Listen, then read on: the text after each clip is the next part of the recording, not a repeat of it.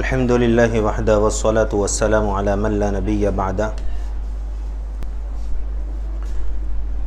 اما بعد حدثنا سفیان بن وقیع قال حدثنا جمیع بن عمیر ابن عبد الرحمن العجلی املاء علینا من کتابه قال حدثني رجل من بني تمیم من ولد ابی حالة زوج خدیجة یکنى ابا عبد اللہ عن ابن لأبي حالة عن الحسن ابن علي رضي الله عنه قال سألت خالي هند بن أبي حالة وكان وصافا عن حلية النبي صلى الله عليه وسلم وأنا أشتهي أن يصف لي منها شيئا أتعلق به فقال كان رسول الله صلى الله عليه وسلم فخما مفخما يتلألأ وجهه تلألؤ القمر ليلة البدر أطول من المربوع وأقصر من المشذب عظيم الهامة رجل الشعر إن انفرقت عقيقته فرقها وإلا فلا يجاوز شعره شحمة أذنيه إذا هو وفره أزهر اللون واسع الجبين أزج الحواجب سوابغ من غير قرن بينهما عرق يدره الغضب أقنى العرنين له نور يعلوه يحسبه من لم يتأمله أشم كث اللحية سهل الخدين ضليع الفم مفلج الأسنان دقيق المسربة كأن عنقه جيد دمية في صفاء الفضة معتدل الخلق بادين متماسك سواء البطن والصدر عريض الصدر بعيد ما بين المنكبين زخم الكراديس أنور المتجرد موصول ما بين اللبة والسرة بشعر يجري كالخط عاري الثديين والبطن مما سوى ذلك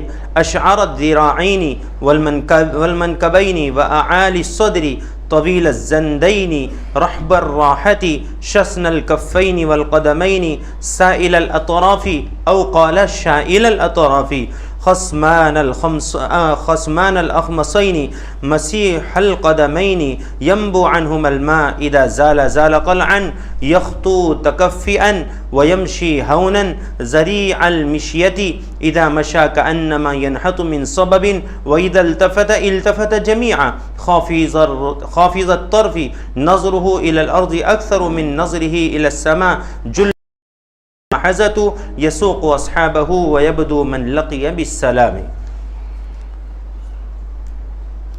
طویل حدیث ہے اور یہ روایت حضرت حسن رضی اللہ عنہ کی ہے. حضرت حسن رضی اللہ عنہ جو نبی پاک علیہ الصلاۃ والسلام کے نواسے ہیں، حضرت علی رضی اللہ عنہ کے بیٹے ہیں. حضرت فاطمہ رضی اللہ عنہ سے حضرت علی رضی اللہ عنہ کے جو دو بیٹے ہیں حضرت حسن اور حسین، یہ وہ حضرت حسن ہیں. اور جس وقت نبی پاک علیہ الصلاۃ والسلام کا وصال ہوا اس وقت حضرت حسن رضی اللہ عنہ کی عمر 7 برس کی تھی. کتنی؟ صرف 7 برس کی. اس عمر میں بھی انہوں نے روایت بیان کی ہے اور ان کی روایتوں کو لیا گیا ہے. لیکن یہاں پر جو یہ روایت بیان کر رہے ہیں، یہ روایت کہتے ہیں کہ میں نے ابو حالہ سے، جو کہ بہت زیادہ، کہتے ہیں میرے ماموں ہند جو ابن ابی حالہ ہیں، یعنی ابی حالہ کے بیٹے ہیں ہند، میرے ماموں ہوتے ہیں. اور یہ نبی پاک علیہ الصلاۃ والسلام کے اوصاف کو، آپ کے جسم مبارک کے اعضاء کو بہت زیادہ بیان کیا کرتے تھے. کان وصافا، یہ وصاف کا جو لفظ ہوتا ہے کسی چیز کی صفت بیان کرنا. تو یہاں پر ان کو جو کہا کان وصافا عن حلیۃ النبی صلی اللہ علیہ وسلم، کہ نبی پاک علیہ الصلاۃ والسلام کے حالات کو، آپ کے اعضاء کے انداز کو بہت زیادہ بیان فرمایا کرتے تھے. تو میں نے ان سے درخواست کی، وانا اشتہی، میں نے یہ چاہا ان یصف لی منہا شیئا، کہ کچھ میرے لیے بھی بیان کریں، اتعلق بہ، تاکہ میں نبی پاک علیہ الصلاۃ والسلام کے جسم مبارک کو مزید سمجھوں اور اس کو اپناؤں. فرماتے ہیں کہ جب میں نے ان سے بات کی فقال، تو انہوں نے فرمایا کان رسول اللہ صلی اللہ علیہ وسلم فخما مفخما، جو کوئی بہت بڑی ہستی ہوتی ہے تو اس سے متعلق ایک لفظ بار بار بولا جاتا ہے، ارے وہ تو بہت بڑے آدمی ہیں، ان کی تو بات ہی مت کرو. یہ الفاظ جو ہوتے ہیں یہ انتہائی درجے کی تعریف ہوتی ہے کسی بھی بندے کے لیے، یعنی ایسے الفاظ ہمیں ملتے نہیں ہیں کہ جس سے ان کی تعریف کی جائے، اور ان کی تعریف جن الفاظ میں ڈھلنی چاہیے وہ الفاظ ملتے نہیں ہیں۔ مطلب وہ اتنے عظیم المرتبت ہیں، وہ اتنے بڑے مرتبے کے بندے ہیں کہ الفاظ ان کی تعریف میں کم پڑ جاتے ہیں۔ تو ویسے انہوں نے بھی سب سے پہلا لفظ استعمال کیا فخمن مفخمن، کہ رسول اللہ صلی اللہ علیہ وسلم اپنی ذات کے اعتبار سے بھی بہت زیادہ عظیم الشان تھے اور لوگوں کی نگاہ میں بھی عظیم المرتبت تھے۔ اور رسول اللہ صلی اللہ علیہ وسلم کی آپ نے دعا پڑھی ہوگی یا سنی ہوگی، جو الحزب الاعظم کر کے کتاب ہے، اگر آپ کو یاد ہو تو کچھ سالوں پہلے میں نے اس سے متعلق تفسیر کے موقع پر اس کا تعارف کرایا تھا، اور حاجی اسماعیل غالباً وزیر والا، اسماعیل ہی نام ہے ان کا، ہاں حاجی اسماعیل وزیر والا سلابت پورے سے تشریف لاتے تھے، تو ان کے وہ بھی بیٹھے ہوئے تھے، تو انہوں نے کئی کتابیں منگوا کر، 2 تھیلے تو میں خود لے کر آیا تھا، وہ منگا کر انہوں نے تقسیم بھی کرائی تھی۔ اس میں دعاؤں کے اندر ایک لفظ آتا ہے اللہم اجعلنی فی عینی صغیرہ وفی اعین الناس کبیرہ، کہ اے اللہ مجھے اپنی نگاہ میں چھوٹا بنا دے اور لوگوں کی نگاہ میں بڑا بنا دے۔ کیسی دعا ہے؟ میری اپنی نگاہ میں، اس لیے کہ میں اگر اپنے آپ کو بہت زیادہ بڑا سمجھوں گا تو میں گھمنڈی بن جاؤں گا، اور میں اپنے آپ کو دوسروں سے عظیم تر سمجھوں گا تو اس کا مطلب یہ ہوگا کہ دوسروں کو حقارت کے نظر سے دیکھوں گا، اور یہ بہت بڑا گناہ ہے دوسروں کو حقیر سمجھنا۔ اس لیے یہ دعا فرما رہے ہیں اللہم اجعلنی فی عینی صغیرہ، اے اللہ میری نگاہ میں مجھے چھوٹا بنا دے، میں کسی کو اپنے سامنے بڑا حقیر سمجھوں، کسی کو اپنے سے زیادہ حقیر سمجھوں ہی نہ، بلکہ جس کو بھی سمجھوں، جو بھی میرے سے قریب ہوئے، میں اس کو اپنے سے بڑا سمجھوں، اپنے آپ کو چھوٹا سمجھوں گا تو ظاہر ہے کہ میں اس کا اکرام کروں گا۔ اور نبی پاک علیہ الصلوۃ والسلام کے پاس آنے والا کوئی بھی بندہ ہوتا تھا اس کا اکرام کیا جاتا تھا، آپ علیہ الصلوۃ والسلام اس کا اکرام فرماتے تھے۔ کبھی آپ علیہ الصلوۃ والسلام نے کسی کے سامنے ایسی بات نہیں فرمائی کہ جس سے اس کو اپنی حقارت محسوس ہو جائے۔ تو یہ ہے رسول اللہ صلی اللہ علیہ وسلم کی تعریف میں فرمانے فخمن، کہ وہ خود ذات کے اعتبار سے بڑے عالی مرتبت تھے، مفخمن لوگوں کی نگاہ میں بھی عظیم المرتبت تھے، بہت بڑے عظیم الشان تھے۔ یتلألأ وجہہ تلألؤ القمر لیلۃ البدر۔ اچھا ایک چیز آپ نے دیکھی لیکن اس کا احساس اور ادراک نہیں کر رہے ہیں آپ جب کسی بندے کو دیکھتے ہیں تو آپ یہ کہتے ہیں میں نے اس کو دیکھا، جس کو بھی آپ نے دیکھا آپ اس سے متعلق کیا کہتے ہیں؟ میں نے اس کو دیکھا۔ کوئی پوچھے گا فلاں بندہ آپ کے سامنے آیا تھا، مطلب آپ نے اس کو دیکھا، تو آپ کہیں گے ہاں میں نے دیکھا۔ آپ نے کیا دیکھا؟ آپ کا مکان 5ویں مالے پر ہے، کھڑکی سے آپ نے صرف منہ نکالا، صرف چہرہ نکال کے جھانکا، 2 لوگوں نے آپ کو دیکھا، کیا دیکھا انہوں نے؟ اس پورے بندے کو دیکھا یا چہرہ دیکھا؟ چہرہ دیکھا۔ چہرے سے ہی انسان کا تعارف ہوتا ہے، چہرے سے ہی انسان پہچانا جاتا ہے۔ اگر وہ پیر باہر نکال دیتا تو کیا کہتے آپ میں نے اس کو دیکھا؟ ارے بھولیے نا، نہیں نا۔ مثال کے طور پر 5ویں مالے پہ رہنے والا عبداللہ ہے، عبداللہ نے باہر چہرہ نکالا، منہ نکالا، آپ نے اس کو دیکھا، تو جو بھی دیکھنے والا ہوگا وہ کہے گا میں نے عبداللہ کو دیکھا، 100% وہی تھا۔ لیکن اگر وہ پیر باہر نکال کے، سمجھو پلنگ لگاؤ کھڑکی سے اور پیر اس نے باہر نکالے ہوں، پوری کائنات اس کو دیکھ لے تو نہیں پہچانے کہ کس کے پیر ہیں؟ پتہ چلے گا؟ نہیں۔ انسان کے چہرے سے اس کا تعارف ہوتا ہے۔ اس لیے سب سے پہلا تعارف آپ کا ایک اجمالی خاکہ بیان کرنے کے بعد سب سے پہلا تعارف بیان کر رہے ہیں کہ نبی پاک علیہ الصلوۃ والسلام کا جو چہرہ تھا وہ 14ویں رات کی طرح چمکتا تھا، 14ویں رات کے چاند کی طرح چمکتا تھا۔ 14ویں رات کے چاند کی مثال کیوں دیتے ہیں آپ کو معلوم ہے؟ اس لیے کہ جب سب سے پہلا چاند طلوع ہوتا ہے تو اس کی تکمیل ہوتی ہے 14ویں رات کے چاند میں، اس کے بعد پھر وہ گھٹنا شروع ہو جاتا ہے، اور پھر ویسے ہی کھجور کی سوکھی ٹہنی کی طرح، کمان کی طرح آخر میں آ کر غائب ہو جاتا ہے۔ پھر وہ انتظار کرتے ہیں کہ اگلے مہینے کا چاند طلوع ہوگا۔ تو رسول اللہ صلی اللہ علیہ وسلم کا جو چہرہ تھا کہ چاند سے تشبیہ دینا، یہ غلط تشبیہ ہے. شاعر کہتا ہے چاند سے تشبیہ دینا یہ غلط تشبیہ ہے، چاند میں ہیں جھائیاں اور آپ کا چہرہ صاف ہے. کہ چاند میں بھی دیکھنے جائیں گے تو جھائیاں نظر آئے گی، لیکن رسول اللہ صلی اللہ علیہ وسلم کے چہرے میں بھی وہ چہرے میں ذرا بھی جھائیاں نہیں، اتنا مبارک اور اتنا پر نور چہرہ تھا. کہتے ہیں کہ تلألؤ القمر لیلۃ البدر، چاند کی طرح، اور وہ بھی 14ویں رات کے چاند کی طرح آپ کا چہرہ چمکتا تھا. اطول من المربوع واطول من المربوع واقصر من المشذب. یہ ایک لفظ انہوں نے بڑا اچھا، یعنی ابھی تک کے جو روایت تھیں اس میں بھی یہ بات آئی، لیکن جتنی خلاصی بات انہوں نے بیان کری اس روایت میں اتنی خلاصی بات پیچھے نہیں آئی. کیا کہتے ہیں؟ اطول من المربوع، کہ عام جو میانہ قد کا انسان ہوتا ہے اس سے رسول اللہ صلی اللہ علیہ وسلم کچھ لمبے تھے. میانہ قد کا جو بندہ ہوتا ہے اس سے کچھ لمبے، اور واقصر من المشذب، اور بہت جو لمبا انسان ہوتا ہے اس سے کچھ پستہ قد تھے، کچھ کم تھے، یعنی میانہ قد.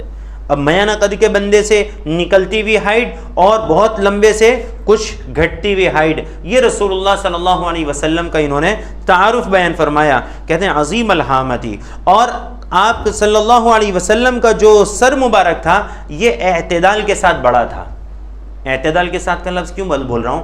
اس لیے کہ جو اخبار کے اندر دیکھتے ہیں آپ، جب کسی کی ہنسی اڑاتے ہیں اخبار والے تو اس میں کچھ لوگ ہوتے ہیں کارٹونسٹ، وہ جس کا چہرہ بناتے ہیں تو اتنا بدن بناتے ہیں اور اتنا بڑا چہرہ بناتے ہیں، ہے نا. تو کسی کا بے ترتیب چہرہ اگر بڑا ہو تو وہ بھی اچھا نہیں لگتا ہے، اور جسم و جثہ ماشاءاللہ ہو اور اتنی سی کھوپڑی ہو تو لگے بلب لگا دیا ہو. بات سمجھ میں آ رہی؟ یا اکثر و بیشتر الحمدللہ اللہ تبارک و تعالیٰ نے سب کا چہرہ مناسب رکھا ہے باڈی کے اعتبار سے، لیکن جو بڑے چہرے کے بڑے سر کے انسان ہوتے ہیں ان کا مرتبہ ہی کچھ اور ہوتا ہے اور ان کو پہچانا جاتا ہے. تو رسول اللہ صلی اللہ علیہ وسلم کا جو سر مبارک تھا یہ اعتدال کے ساتھ بڑا تھا. پتہ چلتا تھا کہ یہ کوئی بڑی شخصیت ہے، مجمع کے اندر دور سے انسان پہچان لے کہ یہ کوئی بڑی شخصیت ہے. فرماتے ہیں رجیل الشعری، اور آپ کے بال قدرے کرلی تھے، قدرے بہت نہیں ایک دم، یعنی دیکھنے والا یوں کہتے کرلی بال ہے اور اسٹریٹ بال ہے، نہیں، تھوڑے کرلی تھے. ان فرقت عقیقتہ فرقها والا فلا. اگر رسول اللہ صلی اللہ علیہ وسلم کے بارے میں فرماتے ہیں کہ اگر مانگ نکل آتی تھی تو نکال لیا کرتے تھے. باقاعدہ کنگا لے کر آئینے کے سامنے بالکل وقت دینا اور اس کے پیچھے لگ جانا، یہ کام رسول اللہ صلی اللہ علیہ وسلم نہیں فرماتے تھے. ابھی تو بندہ آئینے کے سامنے کھڑا ہوتا ہے تو یوں لگتا ہے کہ ابھی 2 گھنٹے کم سے کم اس کو یہاں پر لگیں گے، اس کے بعد ہی یہ سامنے سے ہٹے گا. اور عوامی جگہ پر جہاں پر باتھ روم ہوتے ہیں وہاں آئینہ لگا ہوتا ہے تو وہاں پر بہت سے لوگ اس کو نوٹ کرتے ہیں تو کوئی کھینچوا جاتا ہے نا، کہتا بھی تھوڑا ہٹنے بھائی، کتنی دیر ہو گئی، دوسروں کو بھی تو موقع دے یہاں پر کھڑے ہونے کے لیے. تو آپ اتنا وقت لگاتے ہیں کہ دوسرا کھینچوا جاوے، دوسرا پریشان ہو جاوے، لیکن رسول اللہ صلی اللہ علیہ وسلم کا معاملہ یہ نہیں تھا. فرماتے ان فرقت عقیقتہ، کہ اگر بال کی مانگ نکل آتی تھی فرقہا تو نکال لیتے تھے، وإلا فلا، ورنہ اس کے پیچھے وقت نہیں دیتے تھے اور بال کو بس یوں ہی ہاتھ سے سدھار کر اور تشریف لے جاتے تھے. فلا یجاوز شعرہ شحمۃ اذنیہ اذا هو وفرہ. اور جب رسول اللہ صلی اللہ علیہ وسلم کے بال کچھ بڑے ہوتے تو وہ تجاوز کر جاتے تھے کان کی لو سے. وفرہ وفرہ وفرا لما جمہ، 3 طرح کے بال رسول اللہ صلی اللہ علیہ وسلم کے روایتوں میں جو آتے ہیں تو زیادہ تر تو آپ کے بال وفرا ہوتے تھے، کان کی لو تک آتے تھے، اور جب اس سے تھوڑے تجاوز کرتے تھے تو فرماتے لما، یا گردن تک، اور پھر اس سے تجاوز کرتے تھے تو شانے تک آتے تھے. یہ یہاں تک نہیں، وہ باقی لوگوں کی طرح بالکل یہاں چھوکریوں کی طرح بال لمبا لیتے، وہ کیفیت نہیں، یعنی گردن کا آخری حصہ سمجھ لیجئے، کندھے تک آنے کا مطلب یہ ہے. ازہر اللونی، بڑے خوبصورت رنگ والے تھے رسول اللہ صلی اللہ علیہ وسلم، خوبصورت رنگ تھا آپ کا. میں نے اس رنگ کا بار بار تعارف کرایا ہے، گورے چٹے جس کو ہم اپنے اردو کے الفاظ میں کہتے ہیں، گورے چٹے تھے. اور واسع الجبین، پیشانی مبارک کشادہ تھی. ازج الحواجب سوابغ من غیر قرن، اور رسول اللہ صلی اللہ علیہ وسلم کی جو یہ ابرو تھی، ابرو بھویں جس کو کہتے ہیں، یہ فرماتے ہیں ازج، ازج کا لفظ استعمال کیا ہے، قربان جائیے اس راوی پر، اس نے لفظ ایسے استعمال کیے ہیں کہ رسول اللہ صلی اللہ علیہ وسلم کے چہرے انور کا حق ادا کر دیا۔ ازج کہا جاتا ہے ان بھووں کو جو کمان کی طرح ہو، پتلی ہو اور گھنی ہو۔ تین صفت ہوتی ہیں، کمان کی طرح ہو، پتلی ہو اور بیوٹی پارلر والوں کے سامنے خالی جا کر یہ تین وصف بیان کرنا گھانڈے ہو جائیں گے کہ یہی لوگ تو یہی بنوانے آتے ہیں یہاں پر، جتنے بھی پارلر والے ہیں وہاں پر لوگ جا کر یہ بنواتے ہیں۔ ہماری بہوؤں کا حال تو یہ ہے کہ ماشاءاللہ جس کی جیسی ویسی، کسی کی ماشاءاللہ ہوگی بہت اچھی، ورنہ زیادہ تر تو اتنی گھنی ہوتی ہیں، اوپر نیچے ہوتی ہے۔ اچھا پھر دوسری ایک صفت بیان، من غیر قرن بینہما، کہ دونوں من غیر قرن، اور یہ دونوں بھویں علیحدہ تھیں، بیچ میں بال تھے نہیں، یہاں اس جگہ پر بال نہیں تھے، یعنی یہ بھویں ملی بھی نہیں تھی، علیحدہ تھی۔ یہ خوبصورتی کا معیار ہوتا ہے، بہت زیادہ خوبصورتی کا معیار، ورنہ جس کی ملی ہوئی ہے، جس کی گھنی نہیں ہے، جس کی کمان کی طرح نہیں ہے، جس کی پتلی نہیں ہے، موٹی ہے، تو اس کا مطلب یہ تھوڑی کہ بدصورت ہو جائے گا۔ اس لیے کہ قرآن کریم میں فرمایا لقد خلقنا الانسان فی احسن تقویم، ہم نے انسان کو بہترین سانچے میں ڈھالا ہے، تو انسان تو خوبصورت ہی ہے، لیکن یہ رسول اللہ صلی اللہ علیہ وسلم کی خوبصورتی اعلیٰ معیار کی ہے۔ بات سمجھ میں آ رہی ہے؟ تو فرماتے ہیں کہ عرق یدرہ الغضب، اور ایک یہ دو بینہما عرق، یہاں پر رسول اللہ صلی اللہ علیہ وسلم کی دونوں بھووں کے بیچ میں ایک رگ تھی جو پھڑکتی تھی غصے کے وقت میں، جب غصہ فرماتے تھے تو یہ نکل آتی تھی یہاں سے رگ، وہ رگ تھی اور پھڑکتی تھی، یعنی پھڑکنے کا مطلب یہ ہوتا ہے پھول جانا، اور دکھتی تھی باقاعدہ، کیونکہ آپ گورے چٹھے تھے، تو ایسے لوگ جو بہت گورے ہوتے ہیں تو غصے کے وقت چہرہ تمتمانے لگتا ہے، لال ہوتا ہے، اور رگیں دکھائی دیتی ہیں، ہری اور گرے اس کا کلر ہوتا ہے۔ یہ کیفیت ہوتی تھی رسول اللہ صلی اللہ علیہ وسلم کی۔ اقن العرنین، فرماتے ہیں کہ رسول اللہ صلی اللہ علیہ وسلم کی ناک مبارک یہ قدرے بلندی کی طرف مائل تھی، یعنی اونچی ناک تھی، دبی بھی نہیں تھی چینیوں کی طرح، چینوں کی طرح ناک نہیں تھی۔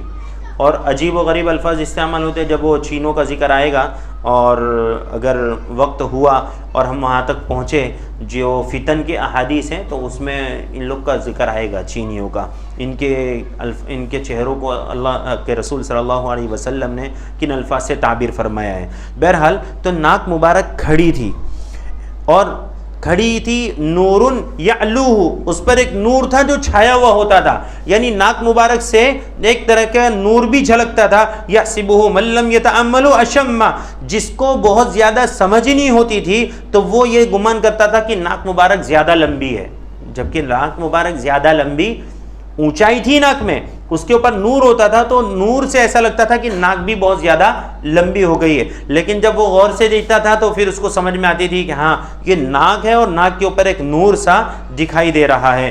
فرماتے ہیں کہ کث اللحیتی، رسول اللہ صلی اللہ علیہ وسلم کی داڑھی مبارک گھنی تھی، سہل الخدین، اور گال مبارک متوازن تھے، گال مبارک جو تھے، رخسار مبارک تھے اور متوازن۔ ایک تو ہوتا ہے بالکل ماشاءاللہ کپا ہوتا ہے غبارے کی طرح، تو اس کے گال بھی ایسے ہوتے ہیں کہ جیسے ایک وڑا پاؤ، بات سمجھ میں آ رہی، بہت موٹا ہوتا ہے تو اس کے گال بھی جھلکتے ہیں۔ اور کوئی بیچارہ کوئی بالکل سوکھا ہوا ہوتا ہے، سنگل ہڈی، تو اس کے گال بالکل پچکے ہوئے ہوتے ہیں۔ رسول اللہ صلی اللہ علیہ وسلم کے جو گال تھے وہ کیسے تھے؟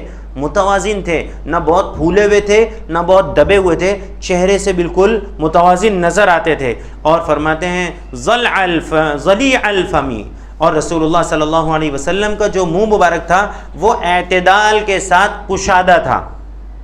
ایک تو اتنا منہ ہو، اس میں بھی پھر تمباکو ڈباتا ہوئے، پھر ویمل کھاتا ہوئے، تو وہ اتنا منہ بھی کھلتا نہیں ہوئے، ایسا نہیں۔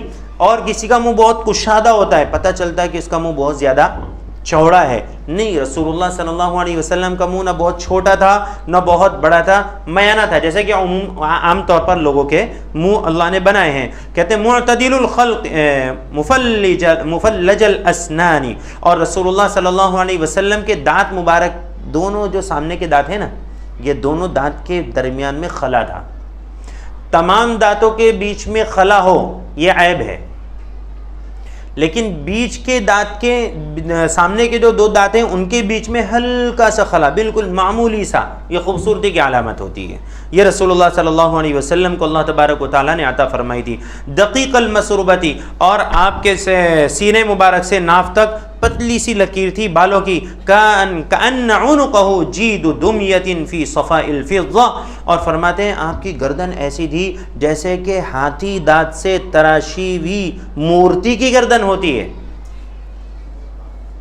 ہاتھی دانت کے جو چیزیں اگر آپ نے دیکھی ہوں تو بڑی عجیب خوبصورتی اللہ تبارک و تعالیٰ نے اس میں رکھی ہے، اور اس کی اسمگلنگ ہوتی ہے ہاتھی دانتوں کی، یہ بہت قیمتی سمجھا جاتا ہے. اس سے بنی ہوئی چیز دکھنے میں چینی جیسی لگتی ہے لیکن چینی سے بہت اعلیٰ معیار ہوتا ہے اس کا. میں نے اس کا ایک گیم دیکھا ہے، سعودی سے ہمارے پڑوسی کے ماما جو ہے خرید کر لائے تھے، تو اس کے بلاکس تھے، اتنے بڑے بڑے بلاکس، اور اس میں نمبر پڑے ہوئے تھے. تو وہ لوگ پتہ نہیں کس طرح ملا کے کھیلتے تھے. اس زمانے کی بات کر رہا ہوں، 1991 کی بات کر رہا ہوں میں.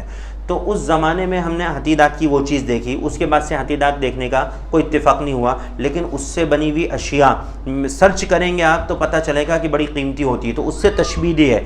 تشبیہ اور حقیقت میں کسی بھی طرح کا کوئی میل نہیں ہے، صرف سمجھانے کے لیے بتا رہے ہیں کہ جیسے مورتی کی گردن تراشی جاتی ہے اور اس کا یہ معیار رکھا جاتا ہے کہ دیکھنے والا اس کی قیمت اعلیٰ سے اعلیٰ لگا دے گا، ایسی مورتی تراشی جاتی ہے. تو اس کی جو گردن ہوتی ہے اور اس کا جو تراشنے کا معیار ہوتا ہے، جیسے فی صفاء الفضہ تشبیہ دے رہے ہیں جیسے کہ چاندی کی صفائی ہو اس کے اندر، ایسے رسول اللہ صلی اللہ علیہ وسلم کی گردن مبارک تھی. معتدل الخلقی، اور آپ کا تو پورا جسم ہی اعتدال سے بھرا ہوا تھا.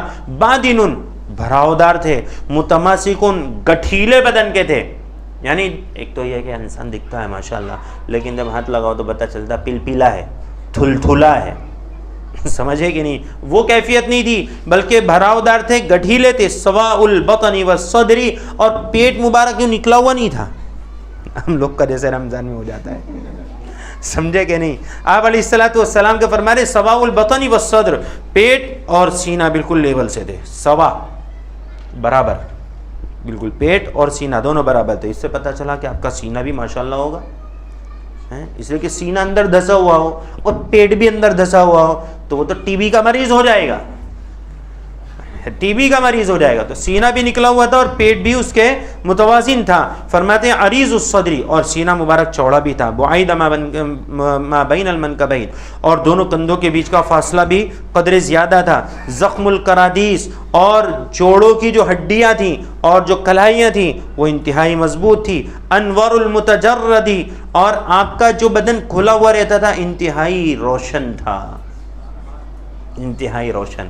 آپ نے اگر چادر ڈالی ہے اور اجتباع کیا ہے تو یہاں سے حصہ پورا بدن کا حصہ کھلے گا. اجتباع سمجھتے ہیں؟ جو احرام کے موقع پر چادر ڈالی جاتی ہے تو اس میں 2 طرح سے ہوتی ہے، ایک تو پورا اوڑھا جاتا ہے اور ایک یہاں سے لے کر اور ادھر ڈالا جاتا ہے.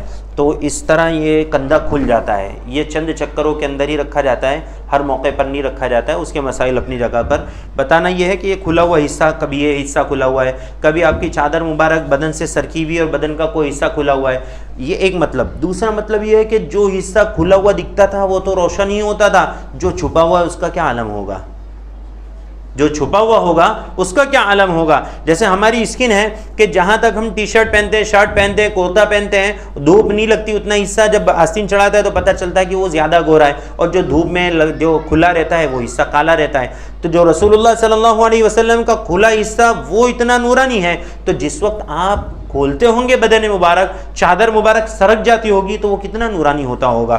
فرماتے ہیں موصول ما بین اللبۃ والسرۃ بشعر یجری کالخط، اور آپ کا یہ لبا کہا جاتا ہے یہ حصہ گردن کا جہاں سے کہ ہمیں ہمارا پانی اترتا ہوا دکھتا ہے، یہ حصہ یہ لبا کہلاتا ہے، یعنی حلق کا انتہائی حصہ اور سینے کا بالکل اوپری حصہ، یہاں سے لے کر تو ناف تک یہ بالوں سے ملا ہوا تھا، جیسے کہ اوپر گزرا کہ وہ ایک پتلی سی لمبی لکیر چلی گئی تھی، یجری کالخطی، وہ ایسی چلی گئی تھی جیسے کہ کوئی خط کھینچ دیا ہو، عاریۃ الثدیین والبطن مما سوا ذلک، اور آپ علیہ الصلوۃ والسلام کا پیٹ اور سینہ مبارک یہ بال جس کا بھی ذکر آیا، یعنی جو پتلی سی لکیر تھی اس کے علاوہ پورا بالوں سے خالی تھا، یعنی نہ پیٹ پر بال تھے نہ سینے پر بال تھے۔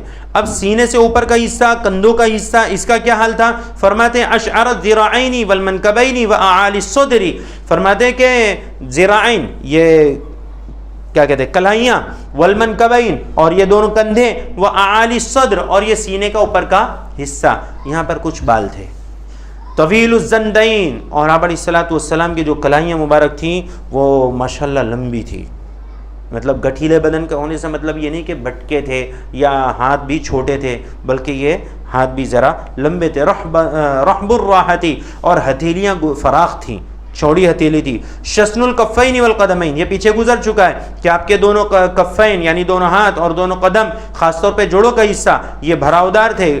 سائل الاطراف او قال شائل الاطراف، میں نے شروع میں ذکر کیا تھا کہ راویوں کو اللہ تبارک و تعالیٰ نے اتنا خوف دیا تھا اور تقوی دیا تھا کہ اگر ان کو کوئی بات میں شک ہوتا ہے تو وہ شک کے ساتھ بھی بیان کرتے ہیں۔ یہاں پہ دیکھیں بیان کیا سائل الاطراف او قال شائل الاطراف، راوی کہتے ہیں کہ انہوں نے کیا فرمایا مجھے دھیان نہیں ہے، لیکن ان دو میں سے ایک بات ہے، ترجمہ دونوں کا ایک ہی ہے۔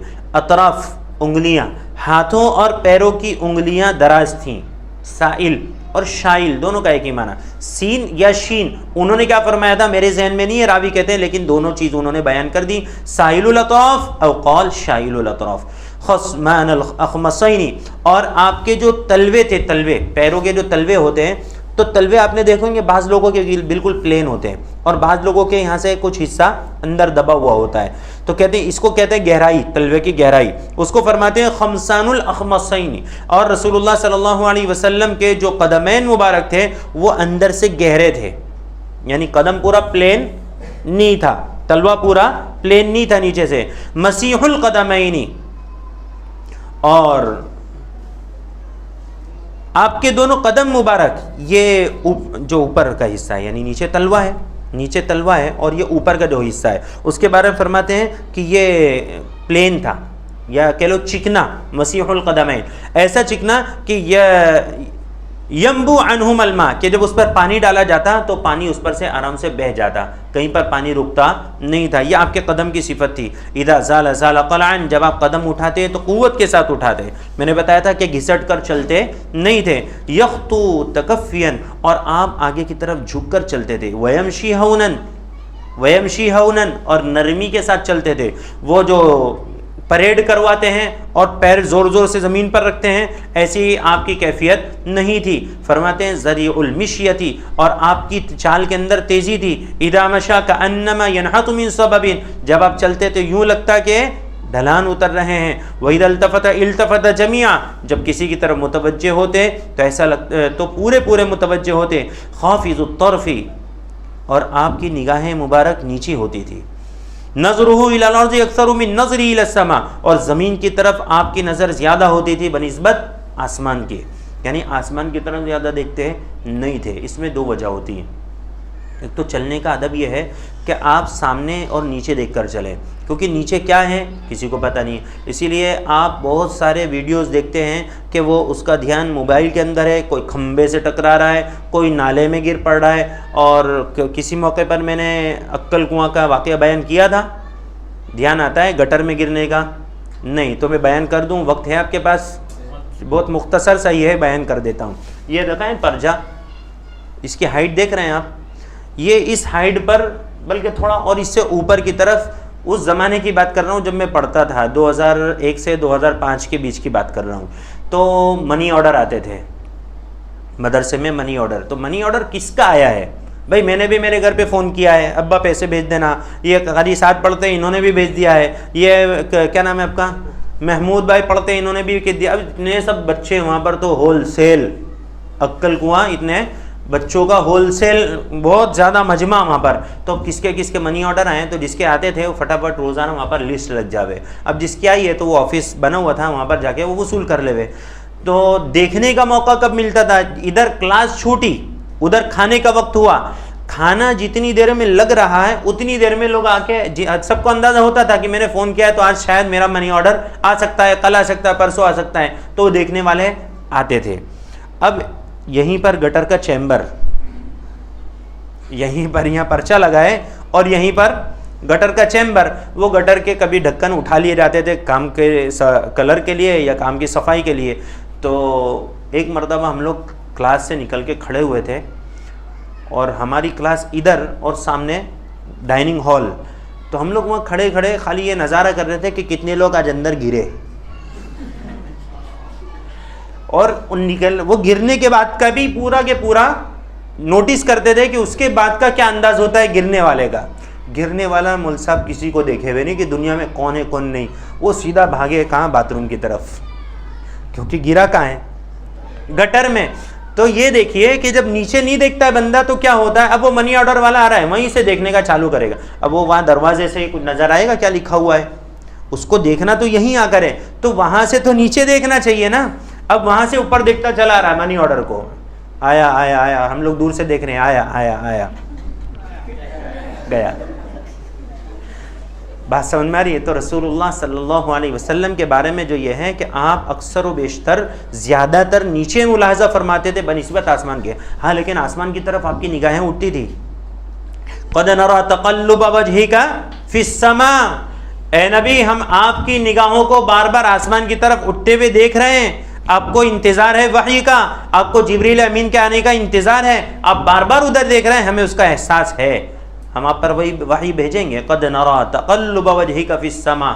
اور یہ بھی ایک عاشقانہ ادا ہوتی ہے کہ جب محبوب کے آنے کا انتظار ہوتا ہے تو بار بار ادھر نگاہیں اٹھ جایا کرتی ہیں. اور میان عاشق و معشوق رمزیست, میان عاشق و معشوق رمزیست کرامن کاتبین راہم خبر نیست, کہ عاشق و معشوق کے درمیان ایسے اشارے کنائے ہوتے ہیں کہ کرامن کاتبین کو بھی سمجھ نہیں پڑتی کیا لکھے. شاعر یہ کہتا ہے, ایک محبوبہ کے پاس عاشق نے اپنا قاصد بھیجا چٹھی لے کر کہ کہاں ملاقات کرنا ہے, کس وقت کرنا ہے, کچھ تو نوٹ دو, کچھ تو اشارہ دو. تو عاشق کہتا ہے, وہ معشوقہ کہتی ہے کہ چلا جا یہ چٹھی لے کر, جس نے تجھے بھیجا ایک تماچا ماروں گی تو فلاں پہاڑی کے پیچھے جو درخت ہے نا وہاں جا کے گرے گا, نکل یہاں سے.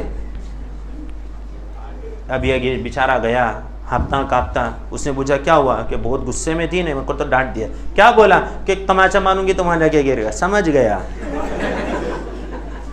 سمجھ گیا کہاں ملنے کے لیے بلایا ہے, کون سے مال کے اندر بلایا ہے اس نے. جی تو فرماتے ہیں کہ جل نظرہ الملاحظۃ, اور رسول اللہ صلی اللہ علیہ وسلم زیادہ تر کنکھیوں سے دیکھتے تھے. رسول اللہ صلی اللہ علیہ وسلم زیادہ تر جو ملاحظہ کرتے تھے کنکھیوں سے. کیوں؟ اس کی بھی وجہ ہے کہ شرم و حیا اتنی تھی کہ نظر بھر کر کسی کی طرف دیکھتے نہیں تھے, یہ شرم و حیا تھی. اور فرماتے ہیں یسوق اصحابہ, اور سفر کے اندر اپنے صحابہ کو آگے رکھتے تھے, آگے کی طرف چلو چلو, آگے کی طرف چلو.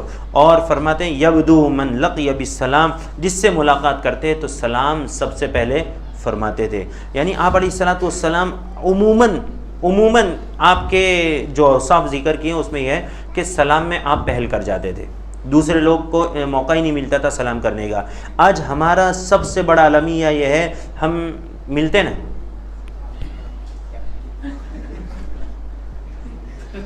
یہ ہے سلام, کو سلام ہے, سلام کریے, زبان سے بولیے اور مکمل سلام کریے, اس کا رواج دیے. افشوا السلام بینکم, رسول اللہ صلی اللہ علیہ وسلم فرماتے ہیں آپس میں سلام کو پھیلاؤ, بکثرت سلام کرو ایک دوسرے سے. صحابہ کا یہ عالم تھا کہ اگر ساتھ میں چل رہے ہیں اور اگر بیچ میں کوئی دیوار حائل ہو گئی, کوئی درخت حائل ہو گیا اور آگے جا کے ملے تو پھر سلام کرتے تھے. ہمارا یہ ہے کہ مہینوں گزر جاتے ہیں, لفظ سلام زبان سے نہیں نکلتے.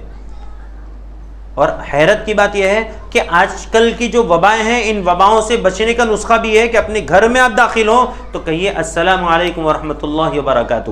آپ کے گھر والے سلامتی کے مستحق نہیں ہیں؟ کیا آپ نہیں چاہتے کہ آپ کے گھر والے صحیح سلامت رہیں، آپ صحیح سلامت رہیں؟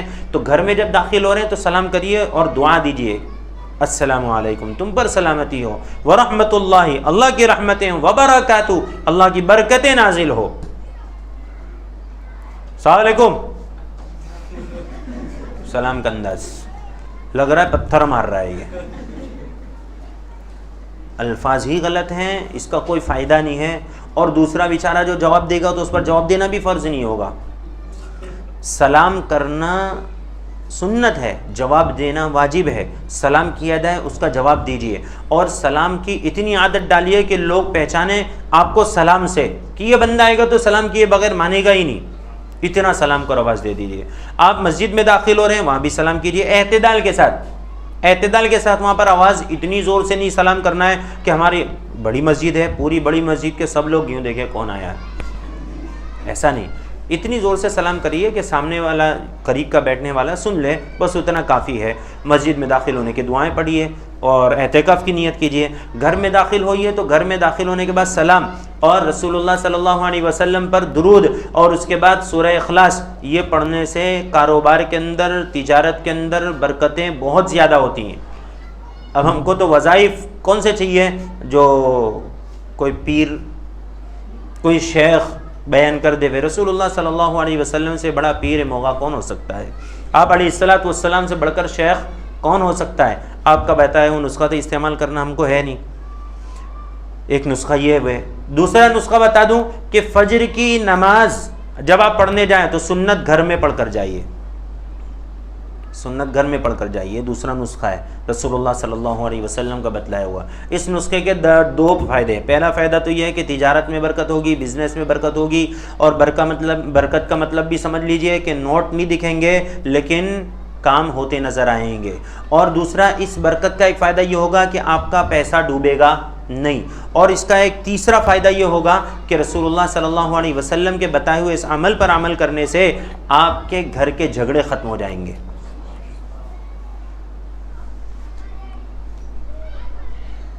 جس کو اعتماد ہو وہ کرے اور دیکھے اپنی آنکھوں سے کہ ان عملیات کے ذریعے سے اللہ رب العزت کیا فوائد پہنچاتے ہیں۔ لیکن اگر کسی کو فائدہ نہیں دکھتا ہے تو صبح فضائل اعمال میں ایک جملہ گزرا تھا کہ بس اس کا معاملہ وہ ہے کہ ایک طرف تو پرہیز بھی کر رہا ہے، دوائی بھی کھا رہا ہے، لیکن ساتھ ساتھ دوائی میں زہر بھی ملا رہا ہے، تو اس کو فائدہ ہوگا نہیں، وہ موت کے منہ میں جائے گا۔